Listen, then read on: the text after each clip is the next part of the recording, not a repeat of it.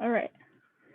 So today we're going to be going over serverless and server-side functions, their uses, and some examples.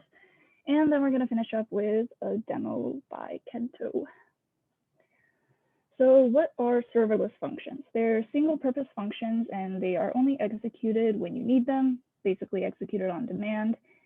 And they're hosted by third-party cloud computing services, which basically means that the client is not in charge, or not the client, but like you are not in charge of what goes on the server. You basically hand over hardware responsibility and the server management over to a third party, such as Firebase or AWS Lambda. And another important point about serverless functions is that most of the logic can be handled by the client himself, themselves. So basically, if you consider, let's say, a drawing function, something that is basically something that the client themselves can do. Yeah, you don't really need much server functionality in order to carry that out. Another benefit to serverless functions is that they're sort of separate.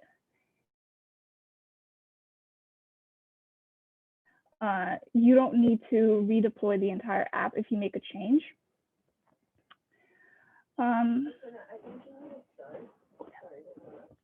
By saying how they like what. Wait, sorry, give you a sec.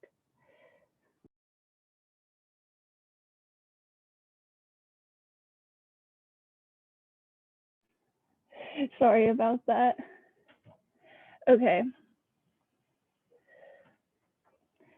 So what I meant by the monolithic, if you see the traditional architecture, the app is all sort of compressed, and we can assume that the functions are all within that. So if you were to make a change, you would have to essentially redeploy the entire app, but under a serverless architecture, the apps are spread out separately. So basically under serverless programming, you supply the functions, and that is essentially the only thing that you have to worry about. And another thing to note about serverless is that the third-party providers give you an API into which you supply the functions that you write. So there is essentially that sort of thing going on. So yeah, separate functions, and you are not in charge of the server under serverless programming. On the contrary, you have server-side functions. These are kind of the opposite of serverless. These perform tasks on a server. They respond and are used to respond to client requests. So you would use these when you, for example, when you have access to information that the client doesn't, and you need to relate that from the server to the client. It's also used when it's not ideal to have a client handle certain tasks. So for example, if you have bank information, for example, that's going to be stored on a database on the server side, and it's not really ideal to have the client have access to that directly. So you would need to use a server-side function in order to draw out that info from the database. It's also effective in retrieving and storing data from clients to the server and vice versa. So for example, if you have a dynamic website, which is essentially a website that can sort of personalize pages for each user, in order to store these pages, you would need to use something like a database and thus a server-side function in order to select the correct page to display. So there's also added security with server-side functions because, as I said, it's located in the information is located in databases that are separate from the client. So it's ideal for banks, things like social media, because it's personalized, I guess, for everyone, and even Google Maps because it can it saves the places that you went to, for example. So those are server-side functions. And demo time. All righty, let me share them, and where is my window? I cannot find. There it is. Okay. Screen. There you go. Okay. So I'm going to be walking through something called Netlify functions, which is, like, in my opinion, the easiest one to set up. So I'm just going to walk through how you would go about actually deploying a function. For example, let's say we want to make it do like get some data from a database, right? But you don't want the user to have access to the entire database. You want it so it can only request like one thing, and then your server-side stuff or the stuff running on your server is like, okay, I can do that, and then it gets it for them and sends it back. So serverless functions are very useful for that kind of thing. And let's see how we can set that up. So first, you go to netlify.com. It's a very nice place to host your stuff. It's free for like, I think the first 125,000 or something. So you can easily get by with Netlify. So you just log in with your GitHub account or whatever, and then you just create a site, right? And then you link a repository to it. So let's go back to GitHub and then create a new repository. So let's call this webdev netlify functions. I'll make this public so anyone can access them, and I'll put this in the LHS web dev organization. So I'll send the link to you later. Okay. So I'm going to make this public so everyone can see it. And let's just add a README file. And I'll change that to master, update. All right. So let's create this repository. Bam. All right. So now we have the repository. And all you have to do is go to Netlify, connect our GitHub account, and then choose add another organization because web dev, click that. It's glitching a lot, I don't know why. Do this. And bam. So now we just choose the repository we just created, web dev netlify functions. There it is. All right. And now the best part about Netlify is that you don't actually have to do any coding to set stuff up. It's just buttons and you're pretty much ready to go. So first of all, let's create this website based on this empty repository. Bam. Netlify is basically like GitHub pages that we talked about earlier in the semester. It's for hosting static pages. So if you remember, static pages are things that just do stuff in your browser and they don't actually have like a backend, right? But the thing about functions is that they can act as your backend. So you can have a static site which uses Netlify functions as your backend. So once you have your site set up, right, you can just open it up and it's like, oh, page not found because we don't have anything. All right, now we're basically ready to go. So let's go to the repository. And then the first step is to clone the repository so you can edit stuff locally. So copy this stuff right here. Go into your favorite editor and bam. So just launch whatever editor you use. And let's say over here and clone repository. Clone from GitHub and then LHS web dev / netlify functions. Netlify functions. Wherever that is. Where did it just go? Ah, there it is. So click that. And choose, oh, I'm not in Ubuntu. Whoops. So, all right. So, sorry, I was in the wrong editor for a second there. So let's clone that repository. We have this repo, and we want to add code to it, right? So we go to our editor. We clone the repository. So click this clone button over here. I don't know why it's not loading. Oh, well, let's just use the command line.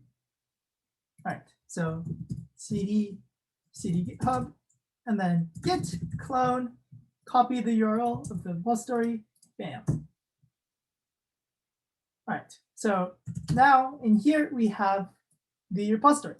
So let's go into it.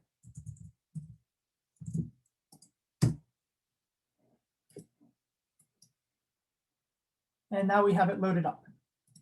All right, so let's go to the site settings for Netlify, where you can set up your functions. Right? We go to the functions tab over here, and then we just say functions directory. Let's edit that. And let's call the source directory of our functions src. Save. All right. So now whatever we put in src gets put onto the functions site. Okay, go back. And right, so now we can create a website like we always do. So let's just create an index.html, which is, if you remember, the default page that gets loaded when you load up the website. So in here, let's just say this is a test website. Okay. And now, remember that we said src is going to be the functions directory? Well, we can say, we can create a new folder called src, and then I'm going to zoom in so you guys can all see. And then inside, we can create a new file called, I don't know, what should we call this? Respond.js or something. You can call this anything you want. It's just the name of your function. Right. And then now, let me just check that I'm doing stuff right with my own repository that I created yesterday over here, just to make sure that I'm following my own steps correctly. Hello.js. Yes, okay, so now all you have to do to set up a function is you basically write JavaScript as usual, but it runs on the server. So you do like export, first you write export, exports.handler. So what Netlify requires you to do is write a function called handler, and the handler function will do whatever the heck you want it to do. So it takes the parameters. What parameters does it take? Event and context. Okay, so event and context. Right, so this event is going to contain information about what the event or what the request was about. And then context is also going to contain more context about it. So it's basically just information about the request. Why does that? Okay. So whatever we write in here gets run on an actual server that we don't own, we don't operate, but Netlify takes care of everything for us. So let's say when this respond.js is called, we want to do something, I don't know, top secret, but I can't think of a good task, so I'm just gonna say status code 200, which means the request was a success, and then body, and then let's say we want to say text, hello world, this request worked.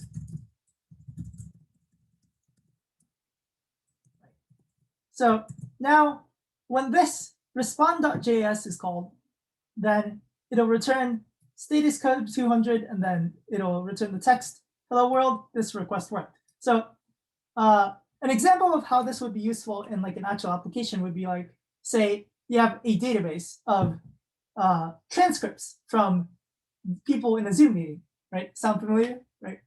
So we have transcripts from people in a Zoom meeting, and then we want to retrieve some transcripts from some person, or we want to, I don't know, get the names of everyone in the meeting or something. Then what we would do is we would create a function to get all the names of the people in the meeting, and then you just make it return here. Right. So now we have a function that returns stuff. So we want to call that function from our website, right? So we go to our index.html. I'm going to go side by side so you guys can see it. Right. So function here, and then this is our website, and this is HTML. So I'm just going to create a script here.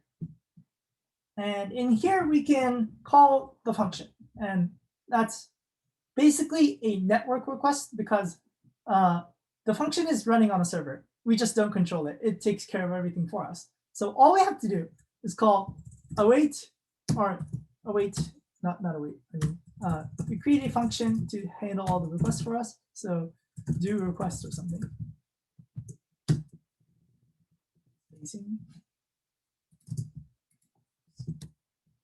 Right.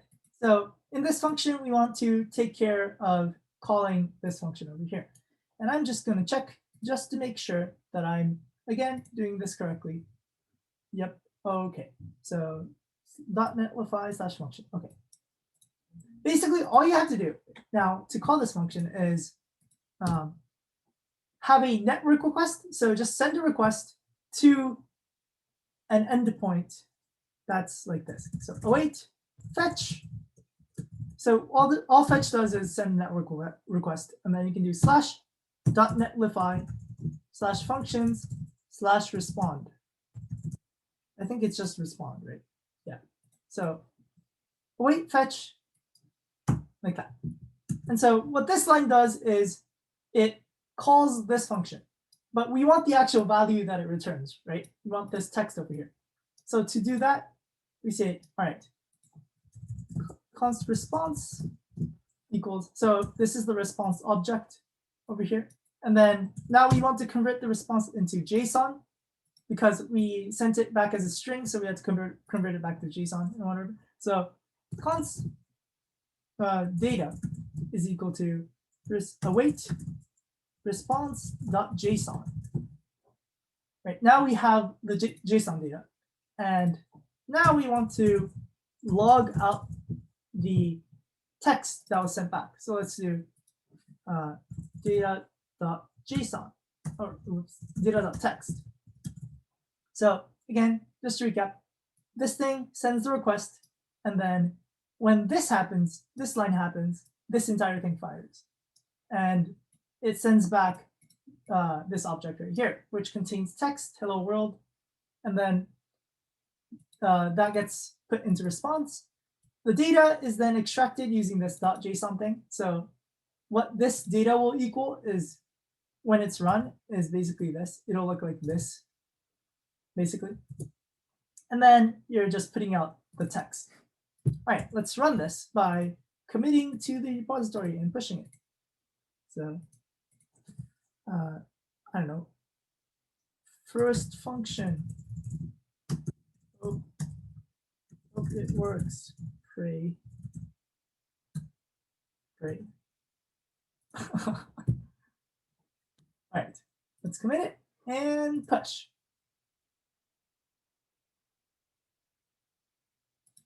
All right, and reload.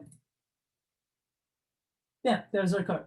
So if we go back to Netlify and we check functions again, let's see. All right, it looks like it's running.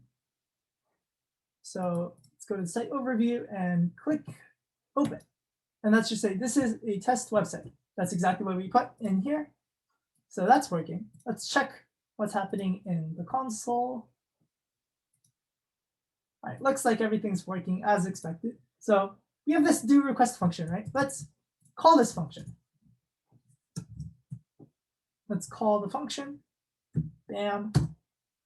Oh, there's the text, right? So what's happening is, if you check the network tab, you can make sure that this is happening. So when you send, I'm gonna make it easier to read that. Okay. So what's happening is, when you run the function do request in your browser, it's sending a network request to the server, which responds with this data, which gets printed out.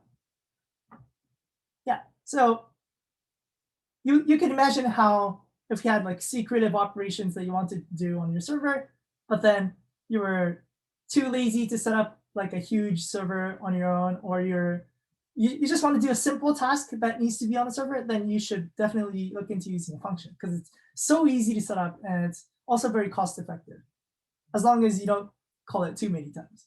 So yeah, that's basically what a function is. And let me just do another, let me just set up another one just for fun. I don't know. What shall we do? Anyone got an idea for like a troll we can do? Like a Rickroll type of thing? Roll them. All right. We should call this something that's not I'm trying to think of a good troll that we could do. I don't know. Let's just do an actually academically good, like a good endpoint. So let's say get users. Get users. JS. Or get participants, I guess, because that's relevant to the Zoom situation, right? So get participants. Participants. I can spell. Right. Oh no, I used the underscore in JavaScript. Hold on. Okay, so get participants. Okay, and let's say we have like a fake database, a quote unquote database of users. So users equals. Let's just have names in here like Roanoke, I guess, because he's active in chat. Who else is active in chat? Frank is active. Frank. I think Anne was there or something. I don't know. Yep, Anne's there. Okay. Just keep putting names from the chat for fun. All right, so this is our entire database of users. And let's say we only want the user to know about, I don't know. Yeah, let's say we only want the users to know about people in this particular meeting. So I guess we'll have like meetings here, a database of meetings equals, and then like meeting 1, and then participants are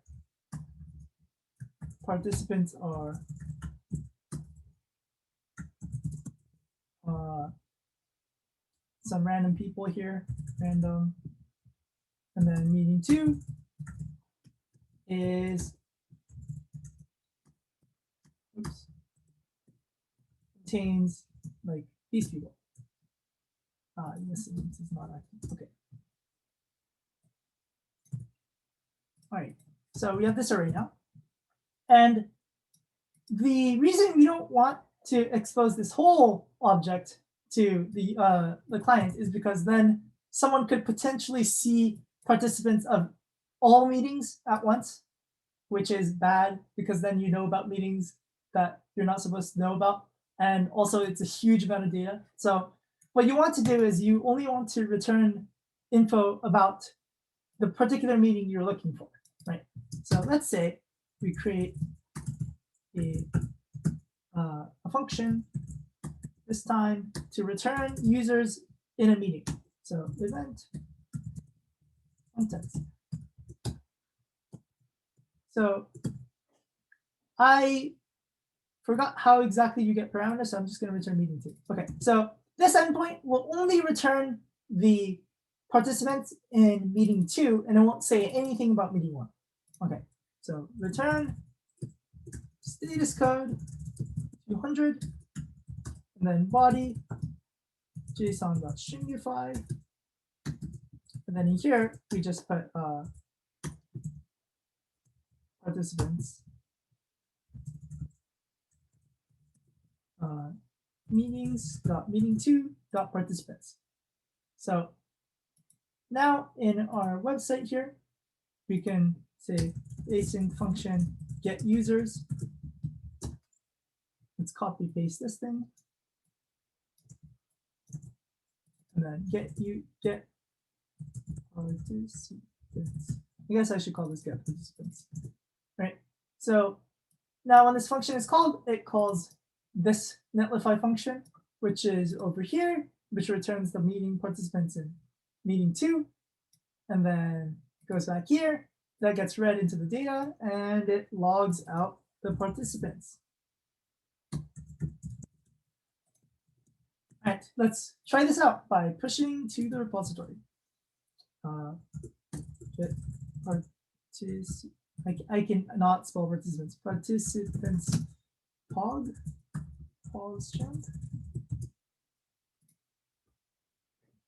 All right, we push this.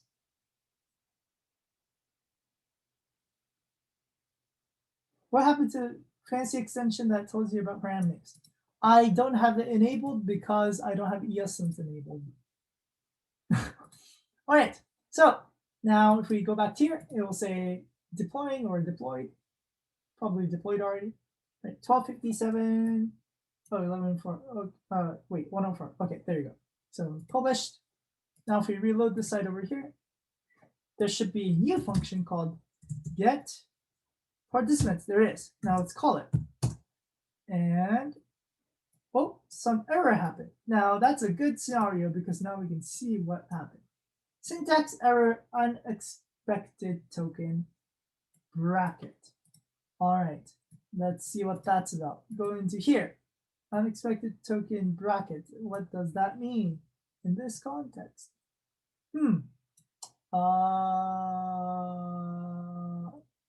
Anyone got a clue what this is about? Because I don't know. Export the handler. I see. I forgot to use this arrow notation. I see. So remember that the way you can declare functions. Now there's the parameter thing. Okay, so the way you can declare functions is one way is function name of function, like that, right? Or you can do something like const name of function is equal to, and this arrow notation. And this arrow notation is useful when you're doing like callbacks. So for example, if you want to do like, I guess some promise dot then, and you want to have it do something after a promise resolves, you can use this notation, do stuff here. So, right, I fixed this error, and now let's push it again. Fix the error, and push that. All right, let's see and wait for it to deploy.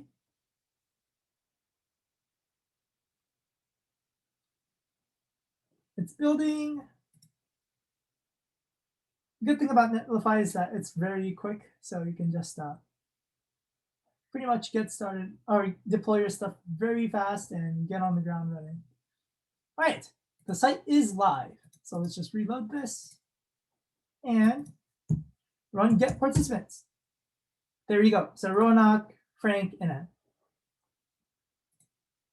So I think we will be using some kind of server-side processing for a lot of our Zoom meeting note taker thing.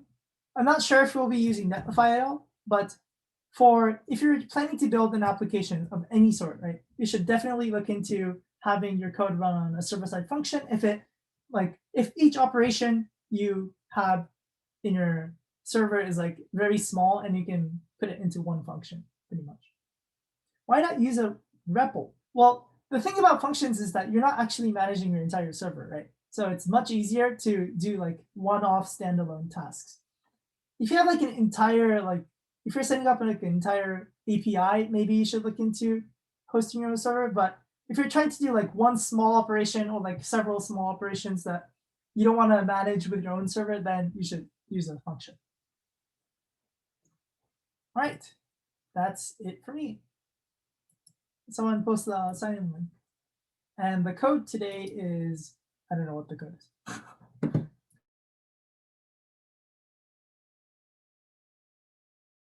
Right, there it is. Bye, everyone. Thanks for coming.